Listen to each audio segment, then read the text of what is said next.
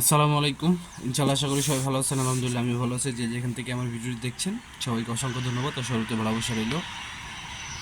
তো ভিডিওর যে টাইটেলটা দেখছেন এই বিষয়টা হয়তো বা আপনারা গতকালকেই জানিয়ে গেছেন। তারপরও অনেকে হয়তো বা এইসব বিষয় অনেক গ্রুপে নাই বা অনলাইনে অ্যাক্টিভ না, তাদের ক্ষেত্রে এই বিষয়টা জানা দরকার। তো এই বিষয়টাই আজকে আমি আপনাদের সামনে বলবো। এবং ভিএফএস গ্লোবাল, তারপরে অনেকে বলতেছেন ডোমেস্টিক ভিসার কথা, যে ডোমেস্টিক ভিসাগুলি কেন দেওয়া হচ্ছে না। তারপর আমাদের যে 2025 সালে যে ক্লিক ডে ছিল, যে আবেদনটা, সেই বিষয়টা কবে থেকে আবেদন শুরু, আর অন্যান্য বিষয়ে কথা বলো। তো অবশ্যই ভিডিওটা পুরোটা দেখার চেষ্টা করবেন।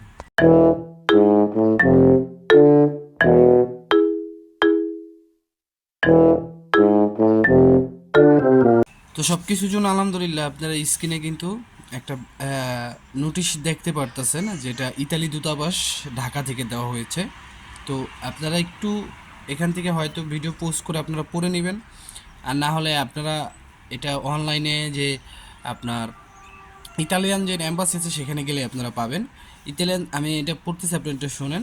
ইতালি দূতাবাস ঢাকা প্রেস বিজ্ঞপ্তি: কিছু কাজের ভিসা আবেদনকারী যে প্রদর্শন প্রসঙ্গে 2024 সালে 7 অক্টোবর ইতালি দূতাবাস আয়োজনের পরিকল্পনা করছে 9 সেপ্টেম্বরের পূর্ববর্তী প্রেস রিলিজ পাশাপাশি এম ও এফ এর সাথে যৌথ বিবৃতি 11 সেপ্টেম্বর এবং নিম্নলিখিত ব্যাখ্যা করবে।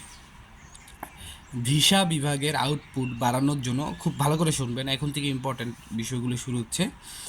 ভিসা বিভাগের আউটপুট বাড়ানোর জন্য, মানে ভিসা বিভাগকে আমরা যেখানে ভিসা, তারা যে ভিসাগুলি দেয় আউটপুট বাড়ানোর জন্য, সেখানেও কিন্তু কর্মী তারা নিয়োগ করবে।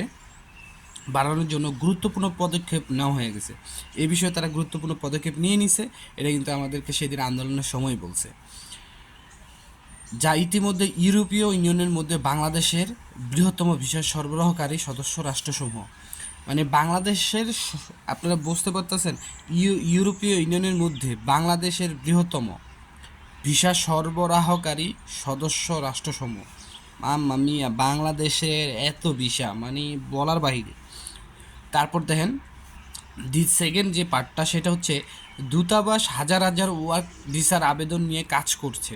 এটা কিন্তু কথা সত্য যে দূতাবাস হাজার হাজার ওয়ার্ক ভিসার আবেদন নিয়ে কাজ করছে, কারণ মাঝে আমরা দেখছি 2021, 22, 23 ফ্লুসি, এবং করেছে। ক্রমান্বয়ে সংখ্যা বাড়ানোর লক্ষ্যে পাসপোর্ট ফেরত দিতে শুরু করেন।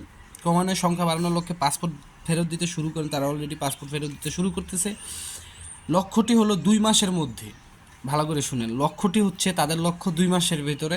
এটা কিন্তু তারা সেখানে কিন্তু বলছিল আগামী 4-5 মাস, মানে আগামী ফেব্রুয়ারির ভিতরে, 2025 সালে ফেব্রুয়ারির ভিতরে। কিন্তু এখানে তারা উল্লেখ করছে লক্ষ্যটি হলো আগামী 2 মাসের মধ্যে বর্তমান ব্যাকলগের একটি উল্লেখযোগ্য অংশ সাফ করা। ব্যাকলগ মানে পিছনে যেগুলো লক হয়ে আছে, পিছনে যেগুলো আটকা পড়ে আছে 2023 সালের, ইভেন 2022 সালেরও অনেক ফাইল আছে, সেইগুলা সেইগুলো একটি উল্লেখযোগ্য অংশ সাফ করা। একটি উল্লেখযোগ্য অংশ হিসাবে আমি কি ধরতে পারি, বা আপনারা কি ধরতে পারেন? এখানে কিন্তু সব কিছুর কথা তারা কিন্তু একটা ব্যাকলগ বুঝাইছে, আবার লাস্টে এখানে এসে কিন্তু তারা বলছে উল্লেখযোগ্য।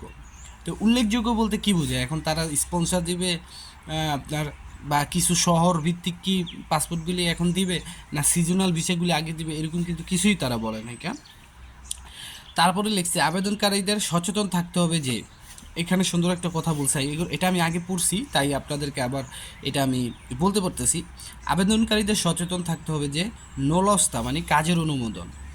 নোলস্তা বলতে কি বোঝায়? আমরা যে অন্য সব দেশে বলি ওয়ার্ক পারমিট, এইটাকেও সেই একই ধরনের ওয়ার্ক পারমিট বলা হয়, শুধু ইতালিয়ান ভাষায় বলা হয় নোলস্তা, কাজের অনুমোদন। থাকা দুর্নীতি এড়াতে সুনির্দিষ্ট চেক করা হয় বলে ভিসা প্রদানের নিশ্চয়তা নেই। মানে সুনির্দিষ্ট চেক করা হয়, মানে একবারে কঠিনভাবে এটাকে চেক করা হয় বলে ভিসা প্রদানের নিশ্চয়তা নেই, এবং জাল নথি শনাক্ত করে। মানে এগুলা আপনার ভিসা তখনই দেয় না যখন এটা জাল হয়ে যায়। দূতাবাস হাইলাইট করতে চায় যে তার ভিসা বিভাগটি একটি ভিসার অন্যান্য ক্যাটাগরিতে আবেদনের সংখ্যা বাড়ছে। মানে হাইলাইট জিনিসটা তারা হাইলাইট করতে চাইতেছে যে শুধু কিন্তু ওয়ার্ক পারমিট ভিসা না, এখানে তারা উল্লেখ করে দিছে যে আবেদনের সংখ্যা বাড়ছে, কাজের ভিসার আবেদনের সংখ্যা বাড়ছে, যেমন পড়াশোনার ভিসার আবেদনের সংখ্যা বাড়ছে, পারিবারিক পুনর্মিলন, এই যে যেমন ফ্যামিলি ভিসা যারা যায় এটাকে পারিবারিক পুনর্মিলন বলে, এই ভিসার আবেদনের সংখ্যা বাড়ছে, পুনরায় প্রবেশ এবং ব্যবসা। পুনরায় প্রবেশ বলতে রিএন্ট্রি, পুনরায় প্রবেশ বলতে কি বোঝায়? রিএন্ট্রি। এখন রিএন্ট্রি কারা? ধরেন আপনি ইতালিতে আগে 5 বছর থাকছেন, 10 বছর থাকছেন, ঠিক আছে, আপনি বাংলাদেশে গেছেন, বাংলাদেশে যাওয়ার পর আপনার যে পারমিটের যে সৌজন্যটা থাকে সেই সৌজন্যটার মেয়াদ শেষ বা কোনোভাবে আপনি হারায় ফেলছেন, তখন কিন্তু আপনার রিএন্ট্রি ভিসার জন্য আবেদন করতে হয়, সেটাই কিন্তু এখানে বুঝাইছে। এবং ব্যবসায়িক ভিসা, দূতাবাস স্মরণ করিয়ে দেয় যে সময় এবং আপিল সহ সমস্ত ভিসার সিদ্ধান্ত পদ্ধতি শুধুমাত্র ইতালীয় প্রযোজ্য আইন এবং প্রবিধান উপর নির্ভর করে। এখানে সুন্দর কথা বলছে যে দূতাবাস স্মরণ করে দেয়, আপনাদের এই কথাটা তারা বলতে চায় যে এই যে যত ভিসার প্রসেসিং আছে বাংলাদেশে অবস্থিত ইতালি এম্বাসি, তারা কিন্তু সম্পূর্ণ ইতালিতে যে আইন আছে সে আইনের আওতায়, সেই আইনের মধ্য দিয়ে, সে আইনের ব্যাখ্যায় তারা কিন্তু এই ভিসার নথিপত্র বা এই ভিসা স্টাম্পিং সব কিছু তারা করে থাকে ইতালিয়ান আইনের মাধ্যমে। তাই আমি বলি এটা কিন্তু বাংলাদেশ না, একবারে কিছু করলেই কিন্তু হইব না। তারপরে লিখছে তারা, ভিসা এবং মাইগ্রেশন ইস্যুগুলি দূতাবাসের এজেন্ডার প্রধান অগ্রাধিকার। ওই দূতাবাস বর্তমান সমস্যা সমাধানে প্রতিশ্রুতিবদ্ধ এবং আশা করে আবেদনকারীদের বোঝাপড়া। ঠিক আছে, এটা হচ্ছে ঢাকা 3 অক্টোবর 2024, এটা 3 তারিখের।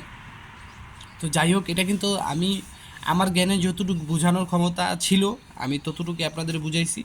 আর আরেকটা সুখবর দিয়ে আমি গতকালকে আমি দেখলাম, আমি অনেক আগে আপনাদের রিগান ভাইয়ের একটা কথা বলছিলাম, আপনারা ফেসবুকে সার্চ দিলে পাবেন, কারণ তার একটা ভ্যারিফাইড প্রোফাইলে এসে একটা পপুলার মানুষ বলতে গেলে। আপনার 2023 সালের প্রথমে মার্চ মাসের যে আবেদন করছিলেন সেখানে কিন্তু সম্পূরক কোটা দেওয়া হয়েছিল, মনে আছে আপনাদের?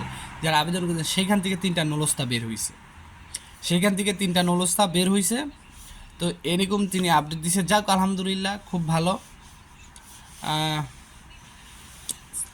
3টা নলস্তা না 3টা আপনার ভিসা জানি বের হয়েছে মার্চ মাসের। তো যাই হোক, আলহামদুলিল্লাহ, ভালো। আর আরেকটা কথা হচ্ছে, আপনারা যারা 2025 সালের আবেদনের কথা বলতেছেন, দেখেন এটার আবেদনের পুরো একদম সব কিছু জল্পনা কল্পনা তারা করিয়া ফেলছে, যেমনটা তারা আপডেট জানাইছে যে কীভাবে কী হবে। এটা ক্লিক ডে থাকবে না, যেরকম আপনারা একটা সময় সবাই ক্লিক করতে হইতো, বা আপনারা ফাইল পূরণ করে রাখতেন 10 জনের, এক মালিকে শুধু একবার ক্লিক করলে হয়ে যেত, এরকম থাকবে না। এবার একটা শহর ভিত্তিক বা কোম্পানি ভিত্তিক এটা থাকবে। আর যেই আপনি সিজনাল বিষয়ে আছেন বা স্পন্সর বিষয়ে আছেন, মালিক বাধ্য থাকবে আপনাকে, যেটা বলতেছিলাম, মালিক আপনাদের নিতে বাধ্য থাকবে। সেই ক্ষেত্রে যদি আপনারা আসার পরে মালিক আপনাদের রিসিভ না করে, তাহলে মনে করেন যে মালিক আগামী 3 বছর বাইরের দেশ থেকে কোনো লোক আনতে পারবে না। ঠিক আছে, আর এটা মালিকের দরকারও নাই, কারণ এইসব বুঝবাজ দিয়ে মনে করেন কোনো লাভ নেই, যেটা সত্যি কথা ভাই। এই নিত্য লোক মনে করেন কাম পায় না, ইতালির ভিতরে যারা আছে তারাই তো কাম পায় না, আর বাইরের থেকে মালিক লোক আনতে যাইব কি ঘোরা করতে? তো এডি করে লাভ নেই। আর আরেকটা সুযোগ দিছে কি, আপনি সিজনাল বিষয়ে আসবেন বা এগ্রিকালচারের বিষয়ে আসবেন, আসার পরে আপনি যে প্রথম যে মালিক দিয়ে কন্ট্যাক্ট করবেন, কন্ট্যাক্ট করার পরে আপনার যখন কাগজের মেয়াদ শেষ হয়ে যাবে, আপনি কিন্তু সেটা রিনিউ করার সুযোগ নাই সিজনাল বিষয়ে আসলে। কিন্তু এই বছর আপনি আসলে যখন আপনার কাগজের মেয়াদটা শেষ হয়ে যাবে বা কন্ট্যাক্ট শেষ হয়ে যাবে, আপনি যদি অন্য কোনো জায়গায় কাজের কন্ট্যাক্ট পান, সেটা দিয়ে কাজের কন্ট্যাক্ট করে আপনি বৈধ হইতে পারবেন। দ্যাটস ইট, এতটুকুই। আরও হয়তো বা কিছু আসবে। তো আজকের মতো ভিডিওটা এইখানেই। যে যেখান থেকে দেখতেছেন, অনুরোধ রইল পালা শেয়ার করবেন। আর সবার জন্য সুস্থ কামনা করি, সবাই আমার জন্য সুস্থ দোয়া করবেন। আসসালামু আলাইকুম, আল্লাহ হাফেজ।